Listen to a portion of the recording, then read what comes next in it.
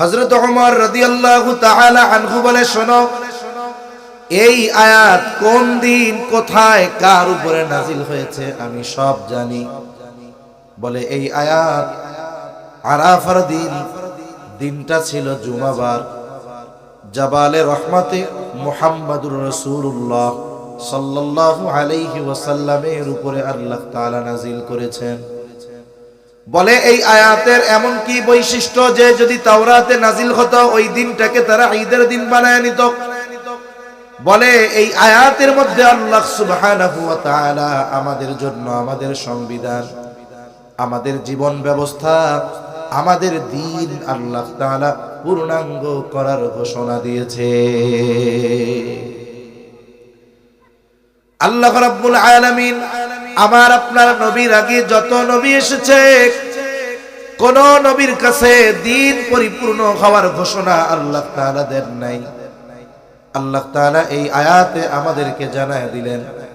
আল্লাহ তাআলা বলেন, আল ইয়াউমা আকমালতু লাকুম দীনাকুম ওয়া আতমামতু আলাইকুম নি'মাতি ওয়া রাদিতু লাকুমুল ইসলাম দীনা। একটু খেয়াল দিয়ে কথাগুলো শুনবো। আল্লাহ তাআলা বলেন, আল ইয়াউমা আকমালতু লাকুম দীনাকুম, আজকে আমি তোমাদের জন্য তোমাদের দ্বীন তথা তোমাদের জীবন ব্যবস্থাকে পূর্ণাঙ্গ করে দিলাম। এরপর পর আল্লাহ তাআলা বলেন, ওয়া আতমামতু আলাইকুম নি'মাতি, আজকে আমি তোমাদের জন্য আমার নিয়ামত সমূহ পূর্ণ করে দিলাম। সাথে সাথে আল্লাহ তাআলা বলেন, ওয়া রাদিতু লাকুমুল ইসলাম দীনা, এবং তোমাদের জন্য ইসলামকে দ্বীন হিসাবে আমি আল্লাহ মনোনীত করলাম। মোটামুটি তিনটা কথা নিয়ে আমরা একেবারে অতি অল্প সময় আলোচনা করব। এক নাম্বার কথা, আমাদের দ্বীন তথা জীবন ব্যবস্থা পরিপূর্ণ। আল্লাহ তাআলা দ্বীন পরিপূর্ণতার ঘোষণা দিয়েছেন। দুই নাম্বার, নিয়ামত পরিপূর্ণতার ঘোষণা দিয়েছেন।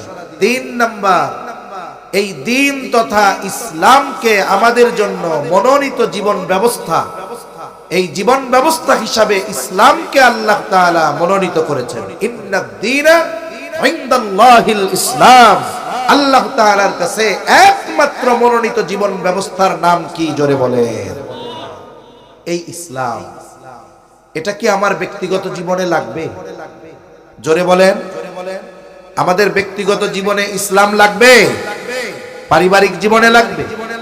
সামাজিক জীবনে লাগবে? রাজনৈতিক জীবনে লাগবে? রাষ্ট্রীয় জীবনে লাগবে? অর্থনৈতিক জীবনে লাগবে? পৌরনীতিতে লাগবে? সব জায়গায় ইসলাম লাগবে। কিন্তু আফসোস, ইসলাম আমরা রাখছি কোথায়? বলে মসজিদ আর মাদ্রাসায়। যেখানে জীবনের প্রতিটা ক্ষেত্রে ইসলাম থাকা দরকার ছিল, আজকে আমাদের জীবনের প্রতিটা ক্ষেত্রে ইসলাম নাই। মনে রাখতে হবে, ইসলাম মেনে চলা ছাড়া আমাদের পরকালে বাঁচার কোনো উপায় নাই। একটা মানুষ মারা যাবার পর কবরের মধ্যে তাকে কয়টা প্রশ্ন করা হবে? জোরে বলেন, সবাই জানেন না? জোরে বলেন, কয়টা? আরো জোরে, কয়টা? এক নাম্বার প্রশ্ন জিজ্ঞাসা করা হবে, মার রব্বু, বলেন তো আমাদের রব কে? ওমা দীনু, তোমাদের দ্বীন কি? বলেন তো। ওমান নাবিয়্যুক, অথবা নবীজিকে দেখায় বলা হবে, মা হাদার রাজুলুল্লাযী বুইসা ফীকুম, এই ব্যক্তিকে যাকে তোমাদের কাছে প্রেরণ করা হয়েছিল। অথবা জিজ্ঞাসা করা হবে, ওমান নাবিয়্যুক, তোমার নবীকে? আমাদের নবী মুহাম্মাদুর রাসূলুল্লাহ সাল্লাল্লাহু আলাইহি ওয়াসাল্লাম। তাহলে এই তিন প্রশ্ন সবার জানা আছে, তিন প্রশ্নের জবাবও সবার জানা আছে। কেউ আছেন যে এই তিন প্রশ্নের জবাব জানা নাই? আসেননি কেউ এখানে? একটা জিনিস খেয়াল করা দরকার, কবরের তিন প্রশ্নের খবর আল্লাহ আগে জানিয়ে দিয়েছেন। বাস্তবতা হলো যে এই প্রশ্ন পরীক্ষার হলে যাওয়ার আগে জানা যায় না। বলে পরীক্ষার হলে যাওয়ার পরে প্রশ্ন জানা যায়। বুঝতে হবে ওই প্রশ্নের জবাব দেওয়া সহজ। কেন? বলে একটু লেখাপড়া করলেই জবাব দেওয়া যায়, কিন্তু যেই প্রশ্নের জবাব হলে যাওয়ার আগে জানায় দেওয়া হয়, বুঝতে হবে জায়গা মতো গিয়া এই প্রশ্নের জবাব দেওয়া আসলেই কঠিন। সবার এই 3 প্রশ্ন মুখস্থ আছে, কিন্তু সবাই কি কবরে গিয়ে জবাব দিতে পারবে? জোরে বলেন, পারবে? কেন পারবে না? কারণ দুনিয়ার পরীক্ষায় যদি পড়াশোনা করা হয়, হলে গিয়ে জবাব দেওয়া যায়, মুখস্থ করলে জবাব দেওয়া যায়, কিন্তু কবরের 3 প্রশ্নের সম্পৃক্ততা মুখস্থের সাথে নয়, বরং কবরের 3 প্রশ্নের জবাবের সম্পৃক্ততা হলো আমলের সাথে। প্রথম প্রশ্ন জিজ্ঞাসা করা হবে তোমার রবকে, এই প্রশ্নের জবাব কারা দিতে পারবে? বলে যারা বলেছে আমাদের রব হলো আল্লাহ। শুধু তাই না, আল্লাহ তাআলা কোরআনুল কারীমের মধ্যে বলেন, ইন্নাল্লাযীনা ক্বালু রাব্বুনাল্লাহু সুম্মা ইসতাকামু, নিশ্চয়ই যারা বলে আমাদের রব আল্লাহ, শুধু তাই না, সুম্মা ইসতাকামু, এই কথার উপরে, এই স্বীকৃতির উপরে তারা দৃঢ় পদে থাকে, ইস্তেকামাতের উপরে থাকে, দৃঢ়তার সাথে থাকে। তার মানে যেই ব্যক্তি বলবে রব আমার আল্লাহ, এই দুনিয়ায় রবের সব হুকুম আহকাম তার মেনে চলতে হবে। বলে আমার রব আল্লাহ, কিন্তু রবের আদেশ নিষেধ মানে না, তাহলে ওর মুখের সাথে কর্মের সাথে মিল নাই। একমাত্র ওই ব্যক্তি জবাব দিতে পারবে আমার রব আল্লাহ, যে এই দুনিয়ায় রবের সকল হুকুম আহকাম মেনে চলবে, সে জবাব দিবে আমার রব আল্লাহ। 2 নম্বর প্রশ্ন, অমা দীনু, আমরা সবাই জানি আমাদের দিন হলো ইসলাম, কিন্তু যতই জানা থাক আর যতই মুখস্থ করা হোক, কোন ব্যক্তি যদি দুনিয়ায় পরিপূর্ণ ইসলাম মেনে না চলে, কবরের মধ্যে অমা দীনু, তোমার দিন কি, এই প্রশ্নের জবাব দেওয়া তার জন্য সম্ভব হবে না। ইসলাম ব্যক্তিগত জীবন থেকে নিয়ে রাষ্ট্রীয় জীবন পর্যন্ত আছে। কিছু কিছু বিষয় আছে যেগুলো ফরজ, কিন্তু করতে পারতেছি না, তবে ফরজিয়াতকে অস্বীকার করার কোনো সুযোগ নাই। আমরা দেখলাম বাংলাদেশের একজন বহুল পরিচিত রাজনীতিবিদ, উনি বলতেছে রাজনীতির সাথে কোরআনের কোনো সম্পর্ক নাই। এত আস্তে কইলেন, আরো জোরে বলেন নাউযুবিল্লাহ। কোরআনুল কারীমটাই তো মুসলমানদের জন্য সংবিধান। আল্লাহ রাব্বুল আলামিন মানব জীবনের এমন কোন দিক নাই যার সমস্যার সমাধান আল্লাহ তাআলা ইসলামের মধ্যে দেন নাই।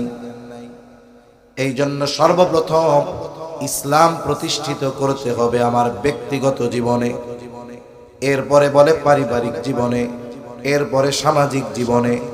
আমি যদি পরিপূর্ণ ইসলামী অনুশাসন মেনে চলি, বলেন তো আমাকে বাধা দেওয়ার মতো কেউ আছে নাকি? আমি যদি 5 ওয়াক্ত নামাজ পড়ি, বাধা দেওয়ার কেউ আছে? জোরে কোন। আমি যদি দাড়ি রাখি, বাধা দেওয়ার কেউ আছে? আমি যদি সুদ না খাই, বাধা দেওয়ার কেউ আছে? তার মানে ব্যক্তিগত জীবনে যতটুকু ইসলাম মানার ক্ষেত্রে কোনো বাধা নাই, জীবন নাশের আশঙ্কা নাই, ওইটুকু যদি আমি আমার ব্যক্তিগত জীবনে বাস্তবে প্রয়োগ না করি, কিয়ামতের দিন আমার বাঁচার কোনো উপায় থাকবে না। বলে এরপরে পারিবারিক জীবন, বলে নিজে যেমন ইসলামের উপরে চলতে হবে, আমার অধীনস্থ যারা এদেরকেও ইসলামের উপরে চালানোর দরকার আছে না না? এজন্য আল্লাহ তাআলা কোরআনুল কারীমের মধ্যে বলেন, ইয়া আইয়ুহাল্লাযীনা আমানু কু আনফুসাকুম ওয়া আহলিকুম নারা। আল্লাহ তাআলা বলেন, হে ঈমানদারেরা, নিজে জাহান্নামের আগুন থেকে বাঁচো, অধীনস্থদেরকেও বাঁচাও। কেমনে নিজে বাঁচবা? বলে ঈমান আনছো, আল্লাহ তাআলার হুকুম আহকাম মেনে চলার মাধ্যমে নিজের জাহান্নাম থেকে বাঁচাও। অধীনস্থদেরকে কেমন করে বাঁচাইবা? বলে তাদেরকেও ইসলামের উপরে, দ্বীনের উপরে পরিচালনা করানোর মাধ্যমে জাহান্নাম থেকে বাঁচাও। তার মানে আমার যেমন ব্যক্তিগত জীবনে ইসলাম প্রতিষ্ঠা করতে হবে, অনুরূপভাবে আমার পারিবারিক জীবনে ইসলাম প্রতিষ্ঠা করতে হবে, সাথে সাথে সামাজিক জীবনেও ইসলাম প্রতিষ্ঠা করতে হবে। এই প্রচেষ্টা অব্যাহত রাখার পাশাপাশি রাষ্ট্রীয় জীবনেও যেন ইসলাম প্রতিষ্ঠা হয়, এই জন্য আমাদের প্রচেষ্টা চালাতে হবে। মনে রাখবেন, বলতে পারেন হুজুর এটা কেমন ভাবে সম্ভব? আমার আপনার দ্বারা অনেক কিছু সম্ভব না হলেও ওইটা বাস্তবায়নের ইচ্ছা আমার মধ্যে থাকতে হবে। আমার অন্তরের মধ্যে দৃঢ়ভাবে এই কামনা থাকতে হবে যেন ইসলাম সর্বক্ষেত্রে প্রতিষ্ঠা হয়। সাথে সাথে যারা ইসলাম প্রতিষ্ঠার জন্য নিবেদিত প্রাণ, তাদের সাথে থাকতে হবে, সমর্থন দিতে হবে। যেইভাবে সহযোগিতা করার সুযোগ আছে তাদেরকে সেইভাবেই সহযোগিতা করতে হবে। যতটুকু আমল করার সুযোগ ততটুকু যদি না করি, বাকিটুকু যদি প্রতিষ্ঠিত হোক, এই ইচ্ছা যদি দিলে না রাখি, আল্লাহর কসম কবরের মধ্যে গিয়ে জবাব দেওয়ার উপায় থাকবে না যে আমার দ্বীন ইসলাম। তৃতীয় প্রশ্ন করবে ওমান নবিয়্যুক, অথবা নবীজিকে দেখায়া জিজ্ঞাসা করবে মা হাযার রাজুলুল্লাযী বুইসা ফীকুম, এই ব্যক্তিকে যাকে তোমাদের কাছে প্রেরণ করা হয়েছিল।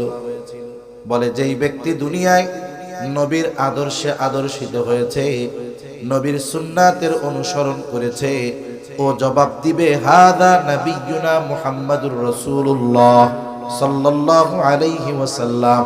আর যে ব্যক্তি দুনিয়ায় নবীর সুন্নাত অনুসরণ করে নাই, নবীকে মুহাব্বত করে নাই, ভালোবাসি নাই, যতই মুখস্থ করুক না কেন দুনিয়ায়, ওই জায়গা মতো গিয়া সে প্রশ্নের জবাব দিতে পারবে না। দুনিয়ায় অনেক সময় লেখাপড়া না করলেও অনেকে পরীক্ষার হলে গোপনে লুকাইয়া নকল নিয়ে যায়, ঠিক না? এবার প্রশ্নপত্রে দেখে দেখা যে নকল আনছে এর মধ্যে ৮-১০টাই তার কমন, খুশির ঠেলায় অস্থির। ও মনে মনে কয় তোরা লেখাপড়া করে কি করছস, আমি তো নকল আইনা গোল্ডেন A+। এখন কেউ যদি এই চিন্তা করে মরার সময় ওসিয়ত কইরা যামু, এমনি তো মুখস্থ আছেই, ওসিয়ত কইরা যামু, এক কাগজের মধ্যে ৩ প্রশ্নের জবাব লেখা কাফনের মধ্যে দিয়ে দিস, জিজ্ঞাসা করতে আসলেই কাগজ দেখায় বলমু যে যা জিজ্ঞাসা করবা জানি, উত্তরই যে। এই সুযোগ আছে? জোরে বলেন আছে? এজন্য মনে রাখতে হবে এই ৩ প্রশ্নের জবাব দেওয়া ব্যতীত ওই অনন্তকালের যেই সফর, এই সফরে সফলতা অর্জন হবে না। এজন্য এই ৩ প্রশ্নের বাস্তবায়ন আমাদেরকে দুনিয়ার জগতে করতে হবে, ঠিক কিনা বলেন? তাহলে আল্লাহ রাব্বুল আলামিন বলেন আল ইয়াউমা আকমালতু লাকুম দীনাকুম ওয়া আতমামতু আলাইকুম নি'মাতি। রাসূলুল্লাহ সাল্লাল্লাহু আলাইহি ওয়াসাল্লামের মাধ্যমে আল্লাহ তাআলা কয়েকটা জিনিসের পরিপূর্ণতা প্রদান করেছেন।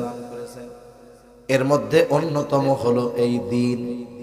আল্লাহ তাআলা আমার আপনার নবীর আগে অন্য কোন নবীর কাছে দ্বীন পূর্ণতার ঘোষণা দেন নাই। এরপরে ঘোষণা দিয়েছেন নেয়ামত পরিপূর্ণতা। বলে অন্য কোন নবীর কাছে আল্লাহ তাআলা নেয়ামতের পূর্ণতার ঘোষণা দেন নাই। আমার আপনার নবীর দ্বারা আল্লাহ তাআলা আরো কয়েকটা গুরুত্বপূর্ণ বিষয়ের পূর্ণতা প্রদান করেছেন। যেমন আল্লাহ তাআলা আমার আপনার নবীর মাধ্যমে নবুয়তের পূর্ণতা প্রদান করেছেন, ঠিক কিনা বলেন? বর্তমান দুনিয়ার বড় এক ফিতনা কাদিয়ানি ফিতনা। এরা দাবি করে যে আমার আপনার নবীর পরে নবী আছে, আর এরা দাবি করে গোলাম মুহাম্মদ কাদিয়ানি নবী। অথচ আল্লাহ তাআলা কোরআনুল কারীমের মধ্যে সুস্পষ্টভাবে ঘোষণা দিয়ে জানায় দেয় মা কানা মুহাম্মাদুন আবা আহাদিম মির রিজালিকুম ওয়ালাকিন রাসূলুল্লাহি ওয়া খাতামান নাবিয়্যিন। আল্লাহ তাআলা বলেন মুহাম্মদ সাল্লাল্লাহু আলাইহি ওয়াসাল্লাম তোমাদের কোন পুরুষের পিতা নন, ওয়ালাকিন রাসূলুল্লাহ, তিনি হলেন আল্লাহর রাসূল, ওয়া খাতামান নাবিয়্যিন, তিনি হলেন শেষ নবী। তাহলে আমার আপনার নবী শেষ নবী, আর খতমে নবুয়তের ঘোষণা যিনি দিয়েছেন তিনি কে? আরো জোরে বলেন কে? এজন্য মনে রাখতে হবে একটা একটা মানুষ বেঈমান হওয়ার জন্য পূর্ণাঙ্গ কোরআন অবিশ্বাস করা লাগবে না। একটা মানুষ বেঈমান হওয়ার জন্য কোরআনের একটা পারা অস্বীকার করা লাগবে না। একটা মানুষ বেঈমান হওয়ার জন্য কোরআনের একটা সূরা অস্বীকার করা লাগবে না। একটা মানুষ বেঈমান হওয়ার জন্য কোরআনের একটা রুকু অস্বীকার করা লাগবে না। একটা মানুষ বেঈমান হওয়ার জন্য একটা আয়াত অস্বীকার করাও লাগবে না। একটা শব্দ অস্বীকার করা লাগবে না। একটা অক্ষর নয় বলে একটা নুক্তাও যদি কেউ অস্বীকার করে বেঈমান হওয়ার জন্য এটা যথেষ্ট। এজন্য আমাদের সমাজে অনেক মানুষ আছে, কথায় কথা আসলে জন্য বলতেছে, অনেক মানুষ আছে অতি সুশীলতা দেখাতে গিয়ে কি বলে, সারা দেশের উলামায়ে কেরাম দাবি করতেছে কাদিয়ানীদেরকে কাফের ঘোষণা করতে হবে। একদল বলে হুজুর সরকার যদি কাদিয়ানীদের কাফের ঘোষণা না করে তাহলে কি ওরা কাফের হবে না? আমরা বলি হ্যাঁ হবে। তাইলে আর ঘোষণার দরকার কি? ঘোষণা করলেও তো কাফের, না করলেও কাফের। এখানেই কথাটা। কি সমস্যা? বলে শুনুন, এই দেশে শুধু মুসলিম না, অমুসলিম বিভিন্ন ধর্মের মানুষ, এমনকি নাস্তিক তারাও বসবাস করে, কি করে না? আমাদেরও কথা ওই যে তারা এই দেশে বসবাস করবে, আমরা তাদেরকে বের করে দিতে বলি না, আমরা তাদেরকে নাগরিক সুবিধা থেকে বঞ্চিত করতে বলি না, কিন্তু কেন কাফের ঘোষণা করতে বলি বলেন তো? ওরা যে খতমে নবুয়তকে অস্বীকার করে অথবা গোলাম মোহাম্মদ কাদিয়ানীকে নবী বলে। একদিন এক কাদিয়ানীর টকশো দেখতেছি, টকশো, ওর কথাটা এইরকম। পরে জিজ্ঞাসা করছে আপনারা কি মুহাম্মাদুর রাসূলুল্লাহ সাল্লাল্লাহু আলাইহি ওয়াসাল্লাম রে শেষ নবী মানেন? হ্যাঁ মানি। তাহলে আপনাদেরকে যে বলা হয় আপনারা এটা বিশ্বাস করেন না? এরপরে আরেকটু পরে আরেকটা প্রশ্ন করছে যে গোলাম মোহাম্মদ কাদিয়ানীর ব্যাপারে আপনাদের অভিমত কি? ও ঘুরাইয়া ফিরাইয়া গোলাম মোহাম্মদ কাদিয়ানীর নবী বলতে চায়। এখন দেখেন, মুহাম্মদ সাল্লাল্লাহু আলাইহি ওয়াসাল্লাম রে শেষ নবী মানে, তবে গোলাম মোহাম্মদ কাদিয়ানীও নবী। তার মানে কি? নবীর পরে গোলাম মোহাম্মদ কাদিয়ানীরে যদি নবী বলে, তাহলে আগে যে বলছে নবীজি মুহাম্মদ সাল্লাল্লাহু আলাইহি ওয়াসাল্লাম শেষ নবী, তবে গোলাম মোহাম্মদ কাদিয়ানীকে নবী বলার মাধ্যমে আগের কথাটা অটোমেটিকলি উইথড্র হয়ে যায়। ঠিক কিনা বলেন? মানে ঘুরাইয়া ফিরাইয়া ফাঁকি দিতে চায় মানুষকে। এই যে ফাঁকি দিয়ে সরল মনা মুসলমানদের মধ্যে বিভ্রান্তি সৃষ্টি করে নিজেদেরকে মুসলিম পরিচয় দিয়ে কুফরি বিশ্বাস অন্তরে লালন করে সরল মনা মুসলমানদের ধোঁকা দিয়ে ঈমান বিনষ্ট করার সুযোগ তো দেওয়া হবে না। ঠিক কিনা বলেন? তারা তাদের ধর্মীয় পরিচয় দেয় ইসলাম, এই সুযোগ তো নাই। তাদেরকে নতুন আরেক ধর্মে দীক্ষিত করেন, নতুন আরেক ধর্ম তাদেরকে রেজিস্ট্রি করে দেন, কাদিয়ানী ধর্ম।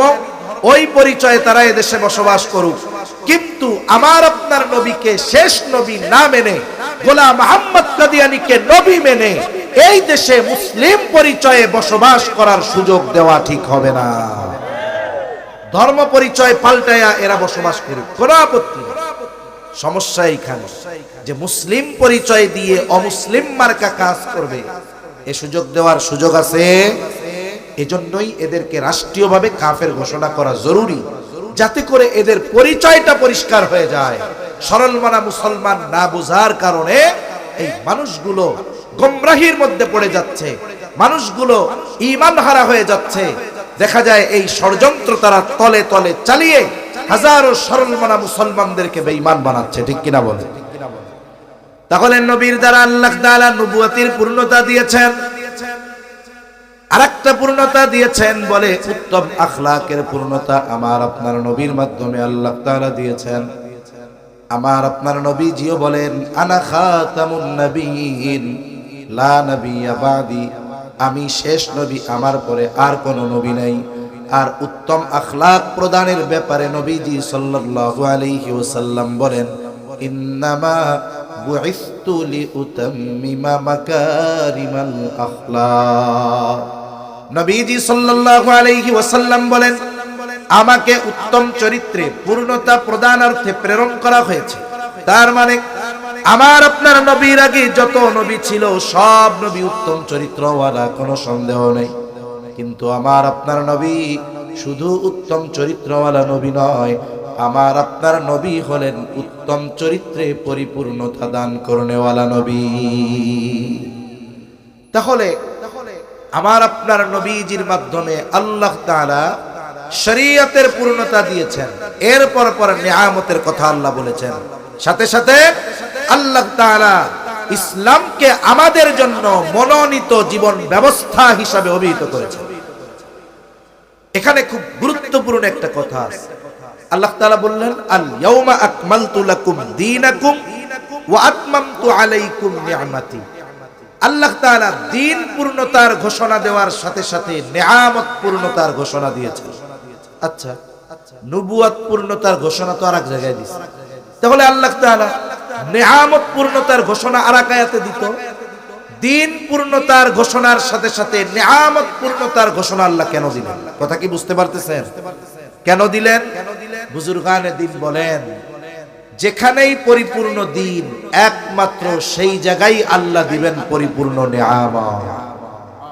দ্বীন যে যতটুকু মানবে সে আল্লাহর পক্ষ থেকে ততটুকু নিয়ামত পাবে। তাহলে আমরা যদি পরিপূর্ণ দ্বীন মানি, পরিপূর্ণ নিয়ামত দিবেন কে? আরো জোরে বলেন কে? এই পৃথিবীতে বর্তমান বিশ্বে ইসলামী অনুশাসন মেনে চলার ক্ষেত্রে সবচাইতে অগ্রগামী যেই দেশ, সেই দেশের নাম হলো আফগানিস্তান। এ ব্যাপারে কোনো সন্দেহ নেই। আফগানিস্তান একটানা আমেরিকা এবং তার সম্মিলিত জোট প্রায় 40টার উপরে দেশ, ন্যাটো একযোগে 2 যুগ প্রায় 20 বছরের অধিক সময়কাল ধরে একযোগে এমন কোন দিন যায় নাই যেই দিন আফগানিস্তানের ভূমিতে বোমা বর্ষণ করে নাই, বোমা হামলা করে নাই। 22 বছর একটা দেশের উপরে যদি এইরকম চলে, ওই দেশের স্থাপনা ভাঙতে, ধ্বংস হতে কিছু আর বাকি থাকে? 22 বছর ধরে একেবারে ধ্বংসযজ্ঞ চালাইল। একদল আল্লাহর রাস্তার মুজাহিদ দেখেন অটল অবিচল সীসা ঢালা প্রাচীরের মতো দাঁড়ায় আছে। যদি অস্ত্র এবং জনবলের দিক দিয়ে হিসাব করা হয়, আমেরিকা ন্যাটো বাহিনীর সামনে এদের অস্ত্র কিছু না, সংখ্যায়ও কিছু না। কিন্তু আল্লাহ তাআলা হৃদয় ভরা শক্তিশালী ঈমান আর তাকওয়া তাদের দিয়েছিলেন, যার কারণে 22 বছর ওই জালেমদের বিরুদ্ধে লড়াই করেছে, জিহাদ করেছে। একটা সময় আমেরিকা বুঝতে পারছে এই জায়গায় পাওয়ার কিছু নাই, আর যদি 5 বছর থাকি আম তো গেছে, এখন সালাও যাবে। ঠিক কিনা বলেন? এই জন্য কি করছে? আফগানিস্তান থেকে চলে গেছে না, বলেন পালিয়ে গেছে। কি করছে জোরে বলেন? সব রাইখা রুখা পলাইছে, এখন কোনো মতে বাঁচি। ওই দেশের পরিস্থিতি কি? এক একজন সৈন্যকে 5 গুণ বেশি বেতন দিয়ে আমেরিকা পাঠাইছে, যাও আফগানিস্তানে যুদ্ধ করতে যাও। একজন ডাক্তার বলতেছে, ওই দেশে গিয়ে আমেরিকান সৈন্যরা মানসিকভাবে এতটা ক্ষতিগ্রস্ত হয়েছে যে তাদেরকে যদি ঘুমানোর ওষুধ দেওয়া হইতো, ডাক্তার বলেন যেই মাত্রার ওষুধ প্রয়োগ করলে একটা বিশাল হাতি কয়েক সেকেন্ডের মধ্যে ঘুমায় পড়বে, বলে ওদেরকে ওই মাত্রার ওষুধ দিলে ঘুমের কোনো লেশ মাত্রই ওদের কাছে আসতো না। আল্লাহ তাআলা ওদেরকে জীবন্ত অবস্থায় শাস্তি দেওয়া শুরু করে দিয়েছে। যখন আমেরিকান সৈন্যরা, তার পরিবার পরিজনরা চরম পর্যায়ের বিরোধিতা করছে, এগুলো মিডিয়ায় আসতে দেয় না। এক সময় চিন্তা করছে, দেখা গেল যে আমাদের সৈন্যরাই উল্টা আমাদের উপরে বসানো শুরু করে দিল। আল্লাহ তাআলার সিস্টেম বড় কঠিন। এরপরে যত দ্রুত সম্ভব পারছে পালায় গেছে। আর কি চিন্তা করছে? বলে রাষ্ট্রের দায়িত্ব কাদের হাতে তুলে দিয়ে গেছে? 22 বছর আগে যাদের বিরুদ্ধে তারা যুদ্ধ শুরু করেছিল তাদের হাতে। ওরা চিন্তা করছে সব বিল্ডিং গুলো ধ্বংস করে দিয়েছি, স্থাপনা নাই, ব্রিজ নাই, কালভার্ট নাই, কিচ্ছু নাই। এই মানুষগুলোর হাতে ক্ষমতা তুলে দিয়েছে, আবার রিজার্ভ যা ছিল এগুলাও নিয়ে গেছে। একেবারে শূন্য হাতে একটা দেশ পরিচালনার দায়িত্ব শুরু করছে একদল মুত্তাকি পরহেজগার মানুষ। ঠিক কিনা বলেন? আমার তো মনে হয় এই পৃথিবীর মধ্যে 2 জায়গায় পৃথিবীর সবচেয়ে সবচাইতে পাওয়ারফুল ইমানদারেরা বসবাস করে।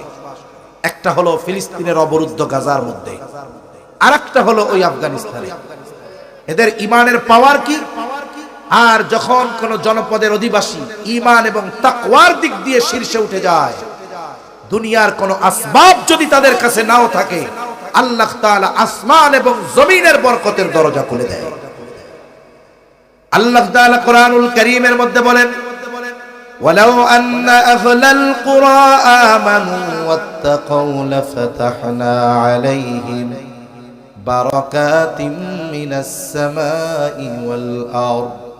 আল্লাহ তাআলা বলেন, ওই জনপদের অধিবাসীরা যদি ঈমান আনে আর মুত্তাকি হয়ে যায়, আল্লাহ তাআলা বলেন লাফাতাহনা আলাইহিম বারাকাতিম মিনাস সামাই ওয়াল আরদ, আমি তাদের জন্য আসমান এবং জমিনের বরকতের দরজা সমূহ খুলে দিব।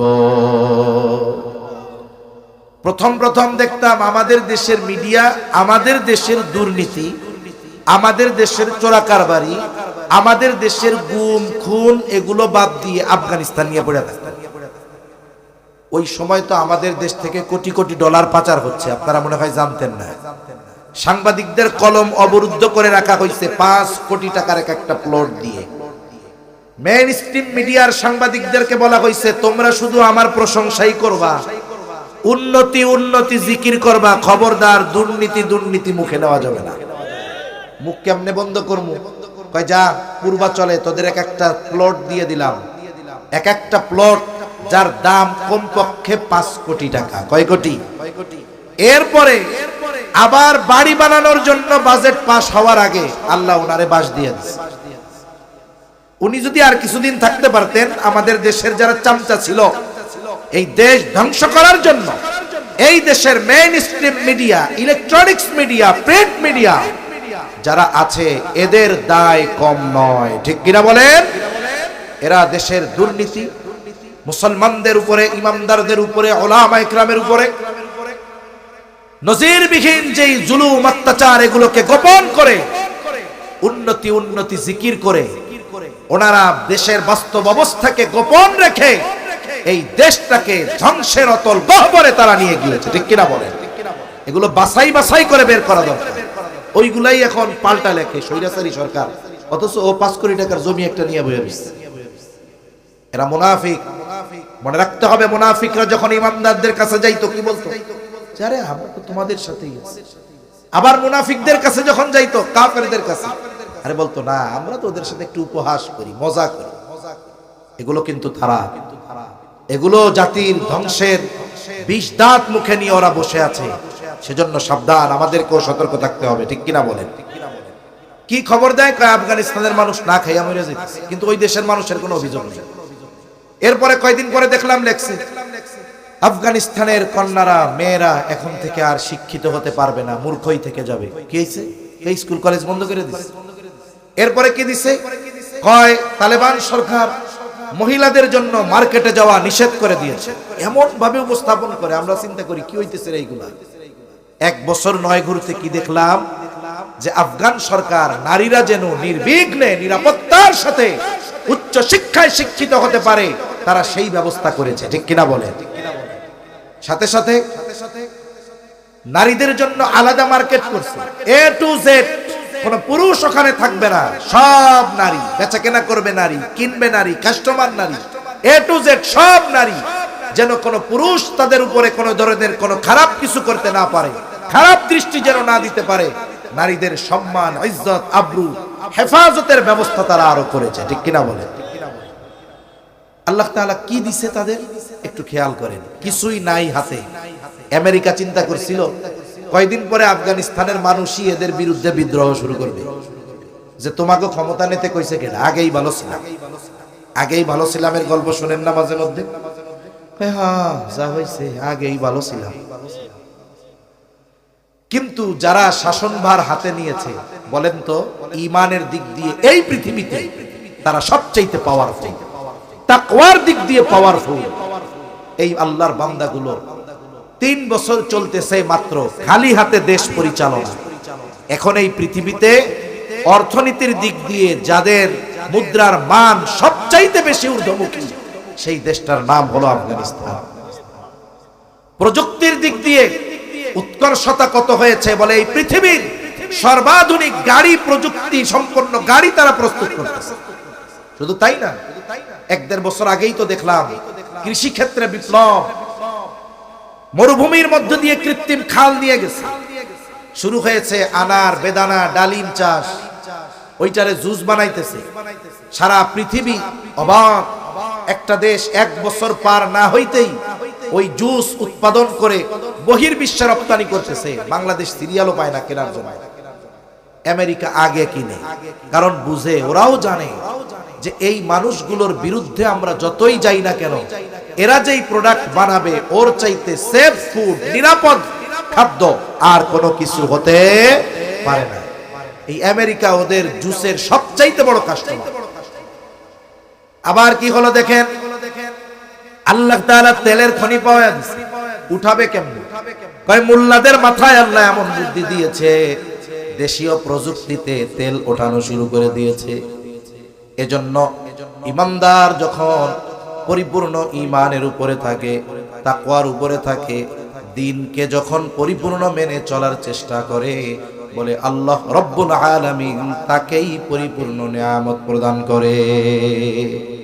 এখন আমি আপনি যদি আমার আপনার ব্যক্তিগত জীবনে পরিপূর্ণ ইসলামের দ্বারা সুসজ্জিত করি, আমার পরিবারকে যদি পরিপূর্ণ ইসলামের আলোকে সুসজ্জিত করি, সাথে সাথে গোটা রাষ্ট্র নয় গোটা পৃথিবী ব্যাপী যেন ইসলাম প্রতিষ্ঠা হয়ে যায়, এই জন্য দিলের মধ্যে তামান্না রাখি। আর সাথে সাথে যারা দ্বীন প্রতিষ্ঠার জন্য প্রচেষ্টা করে তাদের সহযোগী হয়ে যায়। আল্লাহর কসম, আমার দিল বলে আমরাও আল্লাহ তাআলার পক্ষ থেকে পরিপূর্ণ নিয়ামত প্রাপ্ত হয়ে যাব। ইসলাম কি দিতে পারে? ইসলাম তো এমন এক সমাজ দিতে পারে, ইসলাম তো এমন এক জীবন ব্যবস্থা দিতে পারে। ইসলাম পূর্বকালীন সময়, জাহেলিয়াতের সময় অবস্থা কেমন ছিল? একটা উদাহরণ দিয়ে আমি আলোচনা শেষ করে দিব। দেখেন, জাহেলিয়াতের সময়ের একটা গল্প আপনাদের শুনি। একটা গর্ভবতী নারী রাস্তা দিয়ে হেঁটে যাচ্ছে দিনের বেলা, প্রকাশ্য দিবালোকে। 2 জন যুবকের মধ্যে তর্ক শুরু হয়েছে। একজন বলে এই মহিলার পেটের মধ্যে বাচ্চা ছেলে, আর একজন কয় না মেয়ে। ছেলে না মেয়ে, এটা তো পেটের মধ্যে। ওই সময় তো আর আল্ট্রাসোনোগ্রাফির ব্যবস্থা নাই যে আলট্রা করে দেখবে। 2 জনের তর্ক এমন এক অবস্থায় গেছে, মানুষজন জড়ো হয়ে গেছে, একজনের পক্ষ থেকে কথাই উঠে গেছে, আরে পেটের মধ্যে কি আছে, তর্কাতর্কি না কইরা পেটটা কাইটা দেখলেই তো হয়ে যায়। চিন্তা করে দেখেন, মানুষের সামনে প্রকাশ্য দিবালোকে ওই গর্ভবতী নারীর পেট কেটে দেখা হইছে যে পেটের মধ্যে ছেলে না মেয়ে। চিন্তা করছেন সমাজ ব্যবস্থা কোথায়? ওই সমাজেই যখন ইসলাম প্রতিষ্ঠা হলো, একটা নারীর নিরাপত্তা কি?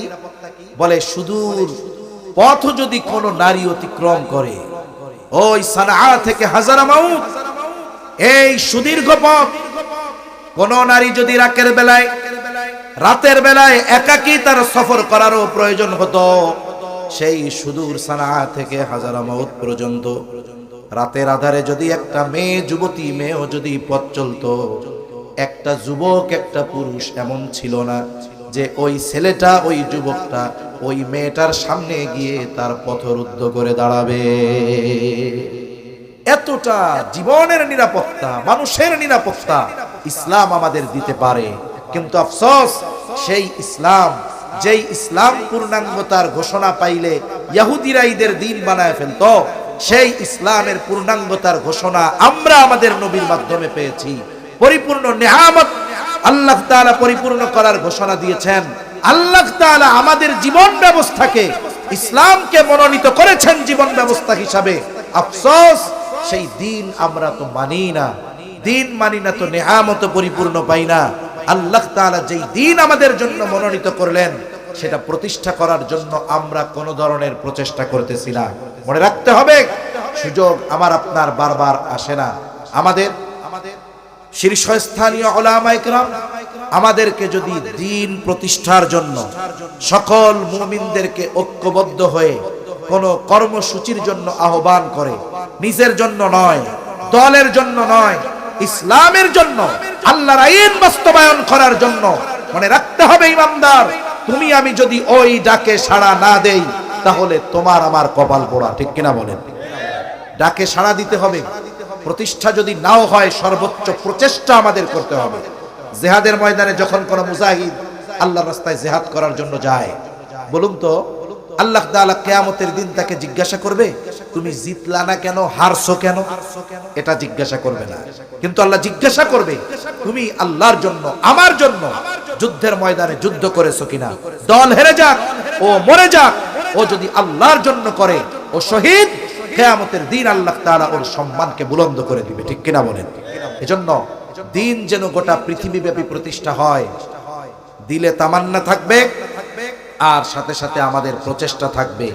এবং আমাদের শীর্ষস্থানীয় নেতৃত্ব স্থানীয় যারা আছেন, যাদের নেতৃত্ব দেওয়ার গুণ আল্লাহ তাদের দিয়েছেন, তারা যদি আমাদেরকে দিন প্রতিষ্ঠার জন্য ডাক দেয়, আমরা যাব তো ইনশাআল্লাহ। নারায়ে তাকবীর, নারায়ে তাকবীর, নারায়ে তাকবীর। মাশাআল্লাহ, হাত নামান। মনে রাখতে হবে এই দিন আমাদের সংবিধান, আমরা যদি মানি তবেই পরিপূর্ণ নিয়ামত।